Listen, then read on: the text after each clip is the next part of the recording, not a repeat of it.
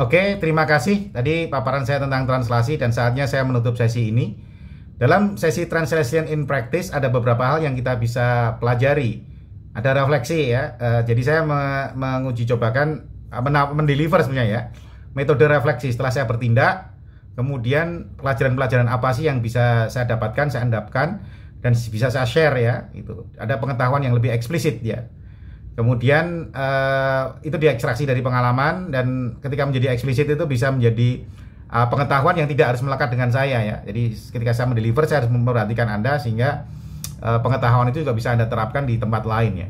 Nah, berbasis dari ANT maka sebagai arsitek ya yang punya perhatian dalam desain, saya merefleksikan bahwa ternyata desain itu nggak mesti merancang bangunan tok gitu ya. Ada lebih situasi yang lebih kompleks dari situ.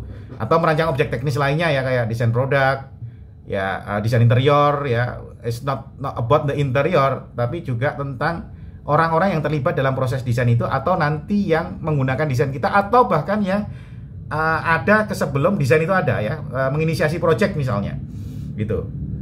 Artinya ada relasi-relasi sosial yang muncul ketika sebuah proses desain itu berlangsung.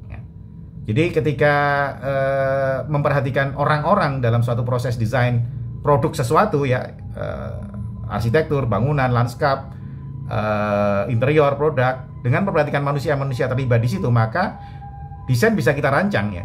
Desain bisa dirancang. Satu kerja desain bisa didesain, enak kan? Agar punya dampak sosial yang lebih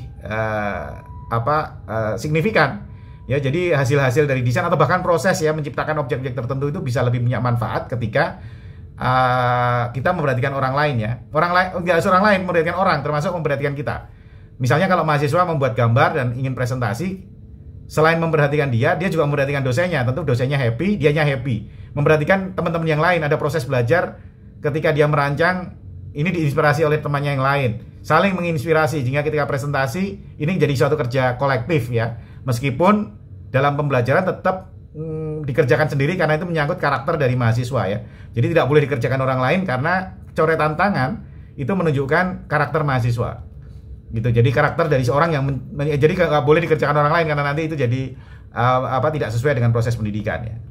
Nah, selain translasi ya, selain translasi yang dibahas di sesi ini, ada satu konsep satu lagi dalam ANT yang sentral ya, yang sebenarnya lebih inti. Kalau translasi itu basis awal, tapi yang lebih inti itu konsep kolektif ya.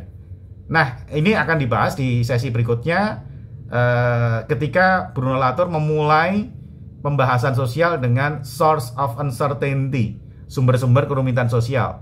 Jadi buat para pendengar, buat para mahasiswa ketika mendengarkan saya selalu bicara bahwa dunia sosial itu adalah dunia yang rumit. Sampai saat ini dunia sosial yang rumit itu adalah taken for granted. Nah, di sesi berikutnya mengapa itu menjadi rumit?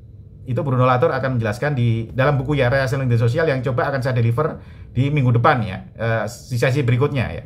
Nah, untuk yang sesi sekarang adalah sekian dulu dari saya. Ya, saya berharap kita ya, Anda semua dan saya tetap sehat, sehat lahir, sehat batin, tetap semangat dan semangat terus menghadapi dunia yang ini ya, dunia yang rumit ya. Ketika kita tahu dunia rumit ya, tidak ada alasan lain untuk kita tetap bahagia. Oh ya, memang dunia gitu. Tuhan menciptakan kerumitan supaya kita belajar ya. Jadi itu sesi kata penutup dari saya. Selamat sore. Kita tetap semangat. Sampai jumpa di sesi berikutnya. Assalamualaikum warahmatullahi wabarakatuh.